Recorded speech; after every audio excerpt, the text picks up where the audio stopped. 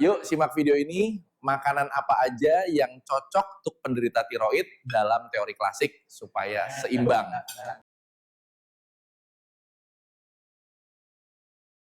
Assalamualaikum warahmatullahi wabarakatuh. Kita masih mengangkat tema yang berjudul tentang tiroid atau pembengkakan di leher ataupun gondok. Kalau video-video sebelumnya menjelaskan tentang teori-teori dasar penyakit tersebut dan formula obat tersebut, sekarang kita masuk ke sisi pola makan untuk penderita tiroid berdasarkan teori klasik. Nah, seperti biasa, kanal ini selalu kita peruntukkan untuk mereka-mereka yang ingin belajar pengobatan klasik atau tradisional, yang ingin menjadi landasan teori-teori mereka dalam menangani penyakit. Silakan simak terus video-video saya, dan semoga ini menjadi manfaat bagi para pengobat dan para penonton secara umum.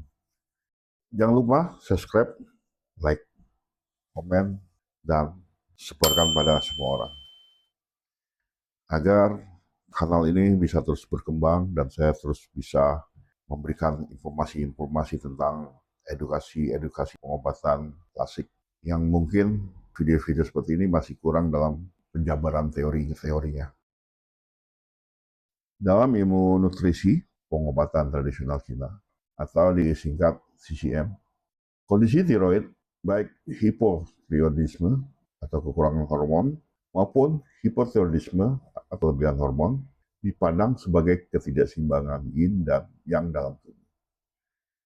Tujuan utama terapi pola makan adalah untuk mengembalikan keseimbangan ini yang dilakukan melalui kombinasi akupuntur, herbal, dan modifikasi pola makan serta gaya hidup. Pada hipotiroidisme, tujuan mengatur pola makan adalah untuk menghangatkan yang, menguatkan energi dan darah, serta mendukung fungsi limpa dan ginjal. Bahan makanan berikut ini membantu meningkatkan metabolisme energi dan mengurangi sensasi dingin serta kelelahan. Makan akan dikategorikan yang bersifat panas atau yang, dan bersifat dingin atau yin. Makanan penghangat atau panas untuk penguat yang, bahan bakunya biasanya digunakan adalah daging merah tanpa lemak, misalnya sapi, domba, ayam, ikan, air tawar seperti ikan gabus yang bersifat hangat dan netral. Sementara rempah dapat kita ambil seperti jahe, baik yang segar ataupun yang kering, terus kayu manis, kapulaga, cengkeh, kunyit, bawang putih, bawang merah. Sayur-sayurannya kita bisa peroleh dari labu, wortel, ubi jalar, daun bawang, terus mustard greens yang dimasak, terus hindari sayuran mentah atau salad dingin. Biji-bijian kita bisa menggunakan quinoa, nasi merah, atau gandum. Tapi ini dalam jumlah yang sedang. Kita juga bisa menggunakan buncis atau lentil. Buah kita bisa menggunakan apel yang dimasak, pir yang dimasak. Makanan yang menutrisi energi darah, kita membutuhkan yang kaya protein dan zat besi seperti daging, telur, ikan, buah bit, bayam yang dimasak. Kaldu tulang, sumber mineral dan kolagen yang baik untuk nutrisi esensi. Nah, bahan nutrisi yang bisa mendukung limpa dan ginjal, biji-bijian utuh, kacang-kacangan, biji-bijian seperti kenari, wijen hitam, ubi-ubian. Makan teratur dan hindari untuk tidak makan supaya dapat menjaga energi limpa. Tantangan pada permasalahan teori ini biasanya makanan-makanan yang dingin dan mentah, seperti es, minuman dingin, salad mentah, buah-buahan dingin, pisang, semangka. Ini dapat melemahkan api pencernaan, yaitu limpa. Produk susu dapat membentuk dahak dan memperburuk kelembapan, meskipun susu fermentasi seperti yogurt bisa diterima dalam jumlah sedang jika kita memberikan toleransi. Gula dan makanan olahan dapat melemahkan limpa dan menciptakan dahak atau kelembapan. Sayuran seperti brokoli, kembang kol, kubis, kedelai, seperti tahu, tempe, susu kedelai, dapat menghambat penyerapan yodium jika dikonsumsi mentah dalam jumlah besar. Dengan memasaknya dapat mengurangi efek ini, jadi konsumsi dalam jumlah sedang dan dimasak matang lebih aman. Dengan memprioritaskan makanan hangat dan bernutrisi, penderita hipotiroidisme dapat secara alami mendukung fungsi kelenjar tiroid, mengurangi kelelahan, dan membantu tubuh mempertahankan suhu yang optimal. Nah, selanjutnya, ini pola makan untuk hiper. Kalau tadi hipo, sekarang hipertiroidisme. Di mana hipotiroidisme ini lebih ke defisiensi yin atau api hati. Pada hipotiroidisme tujuan mengikuti pola makan ini adalah untuk menenangkan yang dan meredakan api hati. Dia menutrisi yin serta mendinginkan tubuh. Ini membantu menenangkan sistem saraf, mengurangi peradangan, dan meredakan gejala panas dan kecemasan. Kita masuk kelompok-kelompok makanan penenang dan pendingin atau yang berunsur yin. Daging, kita lihat dari sisi daging, seperti ikan, terutama ikan air tawar yang rendah yodium, yang bersifat lebih netar, ayam putih atau bebek. Rempah dan herbal, kita bisa gunakan daun mint, krisan, jamur putih, lemon, barley. Dari sisi sayuran, kita bisa mengambil mentimun, selada, bayam, pakcoy, seledri, labu siam, terong. Ini sayuran dengan efek yang mendinginkan. Buah, kita bisa menggunakan semangka, melon, pir, pisang, jeruk, lemon. Biji-bijian, kita bisa menggunakan gandum millet, barley, untuk mendinginkan dan menenangkan. Nutrisi untuk yin ginjal, biji-bijian hitam, kacang hitam, blueberry, mulberry, asparagus, telur kerang dalam jumlah yang secukupnya, terus perhatikan juga yodium.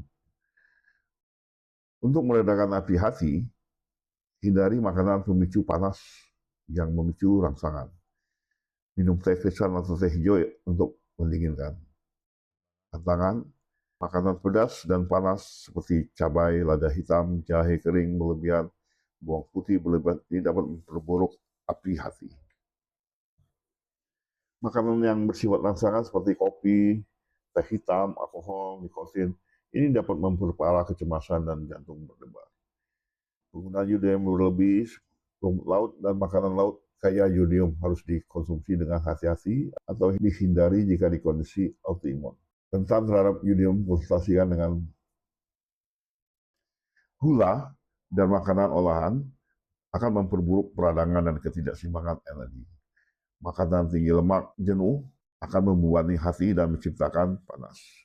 Dengan fokus pada makanan yang mendinginkan dan menutrisi, penderita hipotiroidisme dapat meredakan gejala panas, kecemasan, dan mendukung ketidakseimbangan hormon tiroid, sekaligus mengurangi peradangan. Rekomendasi makanan spesifik dalam teori klasik, ada beberapa makanan dan herbal yang direkomendasikan berdasarkan sifat dan rasa yang dapat mendukung fungsi tiroid mengatasi ketidakseimbangan. Kita bisa menggunakan ikan gabus, di mana ikan gabus bersifat netral, hangat, manis, dan organ yang terhubung dengan ini adalah limpa, ginjal, paru. Manfaat dari ikan gabus ini untuk kasus tiroid, dia akan menutrisi energi dan darah, kaya akan protein atau albumin, untuk pemulihan mendukung metabolisme rendah yodium. Ikan tawar, omega 3 antiinflamasi, sangat baik untuk semua kondisi tiroid, terutama hipotiroid pasca operasi.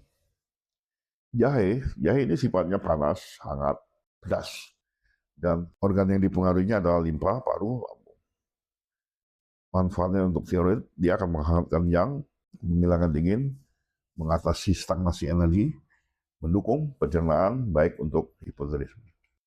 Kunyit hangat, pahit, pedas, dan organ yang terhubung adalah hati, limpa, lambung. Dia akan menggerakkan darah, menghilangkan stagnasi, antiinflamasi, baik untuk kedua kondisi, moderasi untuk hipotiroid.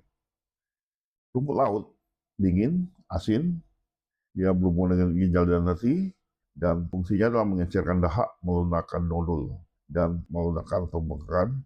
Hati-hati, hindari pada hipertiroidisme autoimun. Kacang Brazil, rasanya netral, hangat, manis. Limpa dan ginjal organ yang terhubung, dan dia merupakan sumber selenium tinggi, penting untuk konversi hormon tiroid T4 ke T3, baik untuk hipotiroidisme.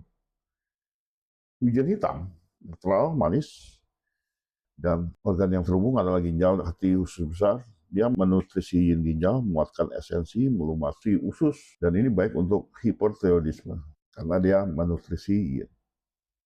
Apel, netral, sejuk, manis, asam, dan organ yang dihubungkan adalah limpa, lambung, paru. Dia menutrisi energi dan melembabkan. Dimasak untuk hipotiroidisme, mental untuk hipertiroidisme. Pir, dingin, manis, asam. Dan dia untuk organ paru dan lambung. Dia akan mendinginkan panas dan melembabkan. Baik untuk hipertiroidisme, dimasak jika pencernaan sensitif. Bayam, sifatnya dingin dan manis, dan organ yang dipengaruhi ada hati, usus kecil. Bayam menutrisi darah, mendinginkan panas hati, baik untuk hipertiroidisme kalau dimasak untuk hipotiroidisme. Bale, sejuk, manis, asin, dan organ yang terhubung adalah limpa, lambung, paru. Manfaatnya pada tiroid mendinginkan panas, menghilangkan kelembapan, menangkal, dan baik untuk hipertiroidisme. Madu organik, netral, manis, dan organ yang terhubung adalah limpa, paru, usus besar. Dia menutrisi, melembabkan, menenangkan, dapat digunakan untuk kedua kondisi. Kacang polong, netral, manis, dan organ yang terkait, limpa, ginjal. Dia menutrisi qi dan yin, mendukung fungsi organ. Daftar ini menyediakan panduan praktis tentang bahan makanan yang dapat diintegrasikan ke dalam pola makan harian. Memilih berdasarkan sifat warna dan rasa untuk secara aktif mendukung keseimbangan tiroid. Contoh resep harian adaptif berikut adalah contoh menu yang disesuaikan untuk hipotiroidisme dan hipertiroidisme dengan mempertimbangkan prinsip klasik dan bahan yang direkomendasikan. Untuk hipotiroidisme atau defisiensi yang limpa ginjal, fokus pada menghangatkan, menguatkan energi dan darah, mendukung limpa dan ginjal. Untuk sarapan, bisa menggunakan bubur gandum utuh dengan jahe dan kurma merah. Bahannya adalah setengah cangkir gandum utuh, 2 cangkir air kaldu ayam, 2 ruas jahe diiris tipis-tipis, 3-4 buah kurma merah, terus sedikit garam. Cara memasaknya adalah rebus gandum dengan air atau kaldu jahe dan kurma hingga lunak dan mengental, dan tambahkan sedikit garam. Manfaat berdasarkan teori klasik, gandum dan kurma menutrisi energi limpa, jahe menghangatkan yang kaldu, menguatkan esensi ginjal. Makan siang, kita bisa membuat makan siang dengan menu sup ikan gabus dengan menambahkan labu kuning dan wortel. Bahannya 150 gram ikan gabus, potongan labu kuning wortel, bawang putih, jahe, seledri, garam, merica. Caranya adalah tumis bawang putih dan jahe, masukkan air labu dan wortel. Setelah lunak, masukkan ikan gabus, masak hingga matang. Terus taburi seledri. Manfaat ikan gabus berdasarkan teori klasik, dia akan menguatkan energi dan darah. Labu dan wortel menutrisi limpa, jahe menghangatkan. Cemilan kita bisa buat dari berupa bola-bola ubi jalar, panggang dengan sedikit kayu manis. Bahannya adalah ubi jalar rebus atau panggang, terus sedikit kayu manis bubuk. Cara masak, haluskan ubi, campurkan kayu manis, bentuk bola kecil, panggang sebentar. Manfaatnya adalah untuk ubi jalar menutrisi limpa, kayu manis menghangatkan yang. Makan malam, kita bisa menggunakan tumis ayam dengan jamur, shiitake, dan brokoli. Ini dimasak sampai matang. Bahannya adalah potongan ayam, jamur, shiitake, brokoli, bawang bombay, bawang putih, sedikit minyak zaitun, kecap rendah natrium. Cara masaknya adalah tumis bawang, masukkan ayam hingga matang, tambahkan jamur dan brokoli, dan bumbui. Manfaat dari menu ini adalah ayam menguatkan energi, jamur shiitake mendukung energi, dan brokoli yang dimasak lebih mudah dicerna. Untuk hipertiroidisme atau defisiensi yin, api hati, kita berfokus pada mendinginkan, menutrisi yin, meredakan api hati. Sarapan pagi bisa kita buat bubur millet dengan pir kukus dan biji wijen hitam. Bahannya adalah setengah cangkir millet, 2 cangkir air, 1 buah pir, potong dadu, 1 sendok teh biji wijen hitam lalu disangrai. Cara masaknya, rebus millet hingga matang, campur pir kukus, dan taburi biji wijen. Manfaat dari menu ini adalah millet mendinginkan dan menenangkan, pir bernutrisi yin, biji wijen hitam untuk menutrisi yin ginjal.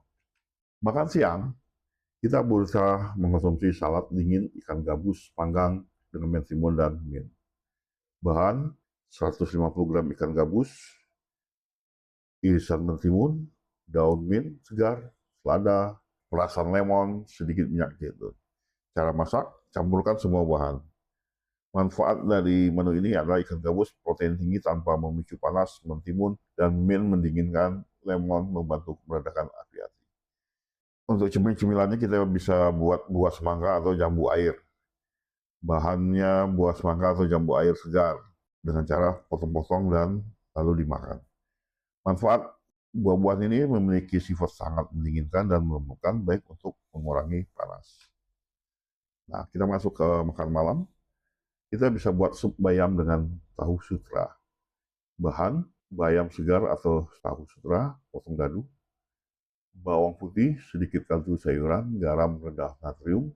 Caranya adalah tumis bawang putih, masukkan kaldu ayam dan tahu, masak sebentar. Manfaatnya adalah bayam mendinginkan api hati, tahu menutrisi yin tanpa memicu panas.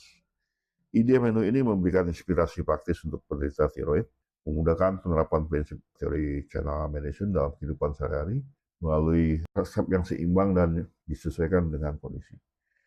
Dengan penggabungan aturan nutrisi TCM dengan pengawasan medis modern, penderita tiroid dapat mencapai kesehatan yang lebih optimal dan keseimbangan energi yang lebih baik.